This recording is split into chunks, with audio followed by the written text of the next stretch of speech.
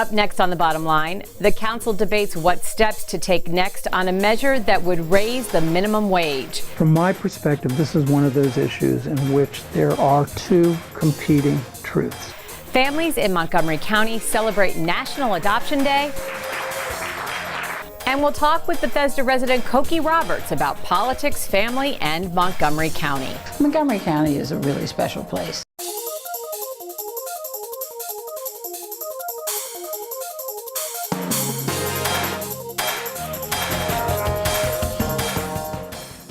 Thanks for watching, everyone. I'm Susan Kennedy.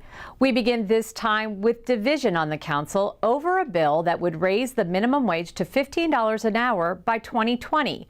Currently, the council is split 5-4 on the bill, with the majority in favor. But the bottom line to some on the council is how much this bill could cost county businesses. The current minimum wage in Montgomery County is $10.75 per hour, and it will go up to $11.50 July 1st of next year. Existing law does not provide for annual increases based on inflation, so earlier this year a bill was introduced to raise the wage to $15 per hour by the year 2020.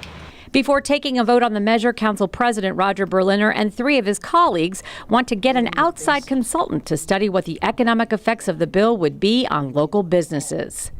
Why wouldn't we do our due diligence and look before we leap? Ask for every bit of analysis we can on our unique situation. However, the bill's lead sponsor, Mark Elrich, says this study was done in 2014, the first time the county raised the minimum wage, and there is no way to predict exactly what will happen once the bill is in place. We talked about this last time, and it was the same argument. You don't know what it's going to do. The world's going to fall apart.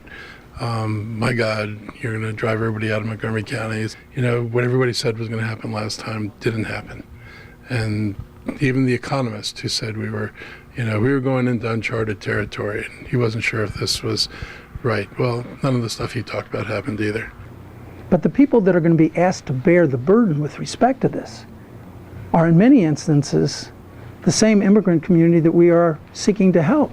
These aren't people with deep pockets. These are people that are struggling to get by.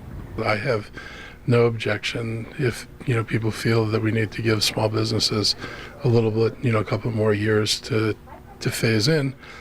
I can live with that. Every year, the Saturday before Thanksgiving is National Adoption Day. This day raises awareness of the more than 100,000 children who are in foster care waiting for permanent, loving families. Here in Montgomery County, 11 adoptions were finalized on National Adoption Day. The bottom line here, the dreams of these families and children have come true.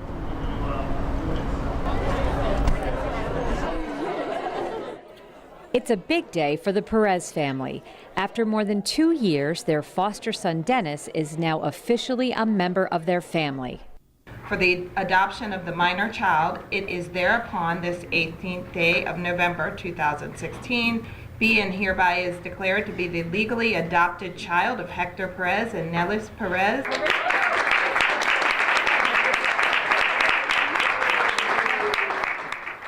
Dennis came to the Perez home when he was 3 months old, and they immediately fell in love with the boy with the soft brown eyes. There was no question in their minds that he belonged with them. We have the baby Dennis for like 2 years. Everybody of my family love him a lot because we have him since he was 3 months old. That way, I say it's so hard to him to let it go. It's better to stay with us. His older sister Delmy said having a little brother had always been her dream. I think it's great. I mean, we had him for 3 months. I fell in love with him. He's a big part of the family. I'm the youngest. I always wanted a little sibling, so now I get to enjoy him. Adoption of Cordell P. The Perezes and 10 other families finalized the adoptions of their children as part of Montgomery County's celebration for National Adoption Day. The celebratory mood could be felt in the courtroom. Judges donned crowns and tiaras. Hi, everyone. Hello. And the adoption fairy even made an appearance. You are truly the unsung heroes of this community. You made a decision to open up your lives and make a better world for someone that otherwise wouldn't have had that opportunity.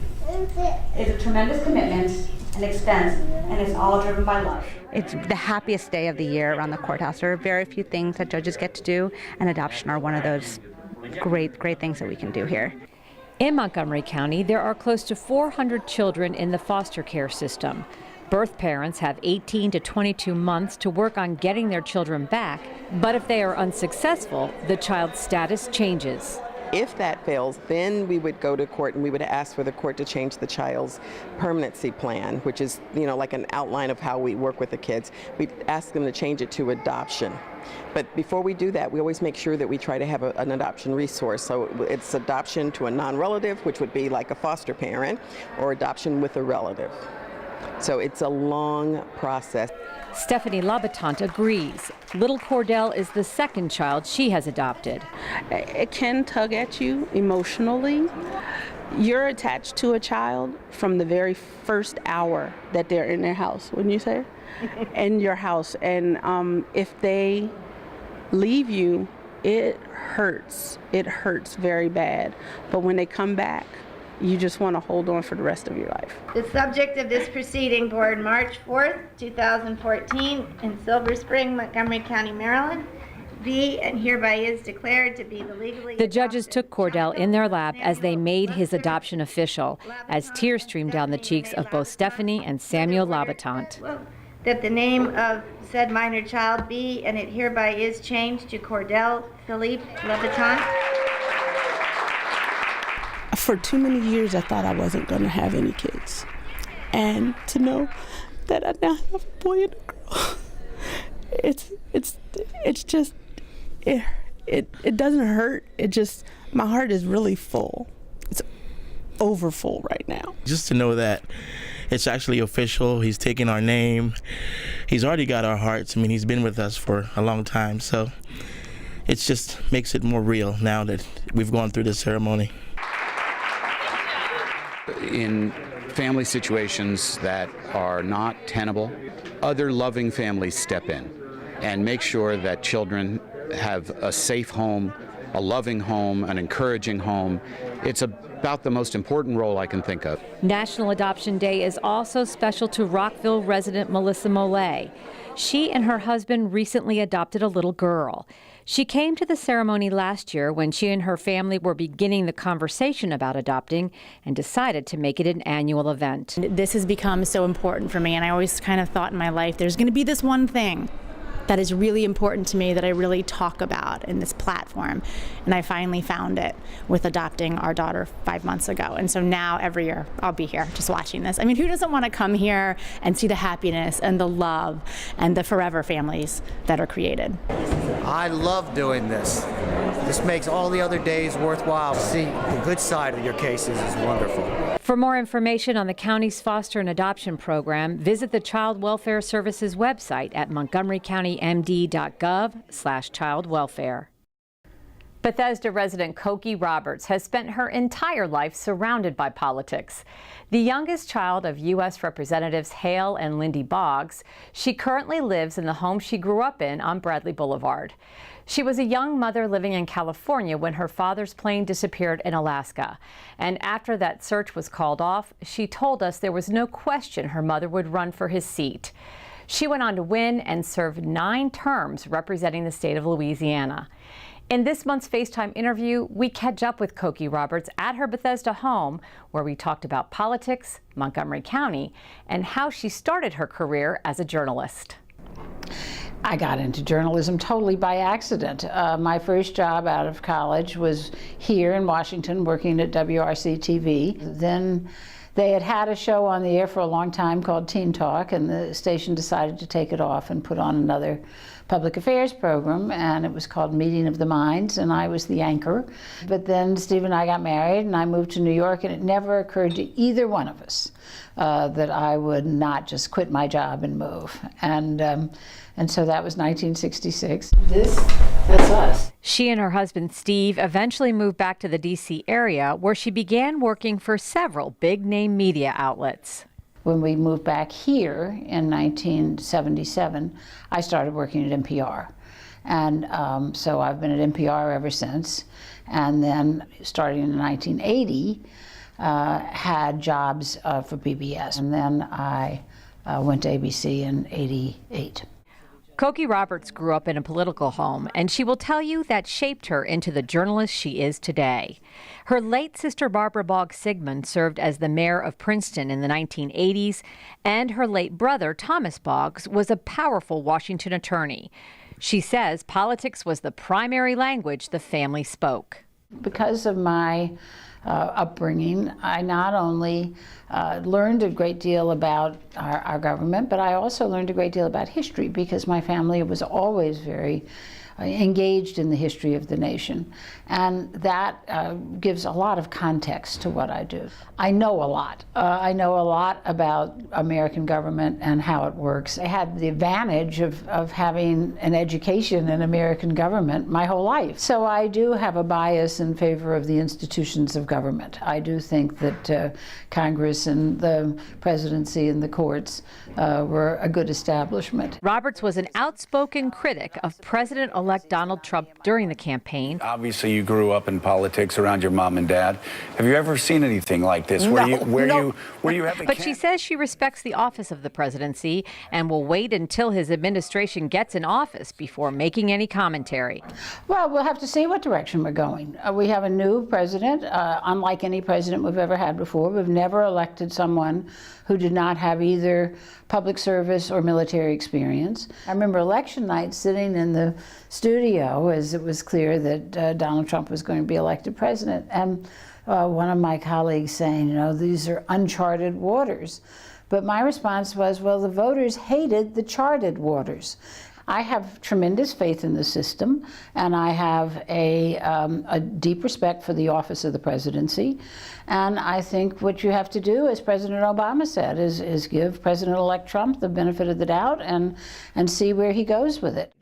Now that the campaign is over, Roberts, who has authored more than 20 books, is on the road promoting her new children's book, Ladies of Liberty. Of course, it's Sacagawea with her baby on her back. She has condensed her adult book about the women who laid the groundwork for a better society. This is our last First Lady who was born outside of the United States, the only other one. Louisa Catherine Adams. The Founding Mothers, which came out a few years ago, I'm happy to say all of these books have hit the bestseller list, and I'm particularly glad that that's true about the children's books, because I want boys and girls to know about these remarkable women in our history. She called Lady Bird Johnson, who was one of her closest friends, and one of this group of remarkable women. It's nonstop for you, no plans of slowing down? There's no point in slowing down. You know, if I get to the point where I'm slow, I'll slow down. But at the moment, I'm not slow. Let's talk about Montgomery County. You've lived in this house for quite some time. This is your parents' house. Why is this a place that you've chosen to call home? Montgomery County is a really special place, and it's so wonderfully diverse now. You know, the fact is, when I was growing up here, it was basically a white bread suburb of Washington. Now it is, as you well know, the schools are majority minority, and still wonderful, wonderful schools, which tells you that this can be done, that this is not something that is a result of having minorities in schools. It's a result of not paying attention. And the Montgomery County schools have paid attention. And it is a beautiful place to live. It's got wonderful services, and it's a terrific place to raise a family. And a programming note, be sure to watch the newest episode of No Boundaries. Taped at Ev and Maddie's restaurant in downtown Rockville, Councilmember Sidney Katz got a chance to catch up with Montgomery County Economic Development Corporation Board Chair Bob Buchanan. Here's a clip. And that's why, in many cases, local government really becomes the place where people can get things done. I mean, you see each other in the grocery store, you see each other in your walks of life, and therefore people many times are much more comfortable telling you when something is wrong. So they also tell you when something is right, though they tell you something's wrong a lot faster in many cases. I thought my experience in Rockville really benefited my business career, because I appreciated what it took to make a community and to have that outreach And as you know, when you're trying to get a big project approved, you need a lot of the neighborhood and the citizen support. And you got to deliver on that support. You can watch the full 30-minute show right here on County Cable Montgomery, as well as the Council's YouTube channel. Well, that does it for this edition of The Bottom Line. We leave you now with our Montgomery moment, scenes from Artomatic in Park Potomac. I'm Susan Kennedy. Thanks for watching.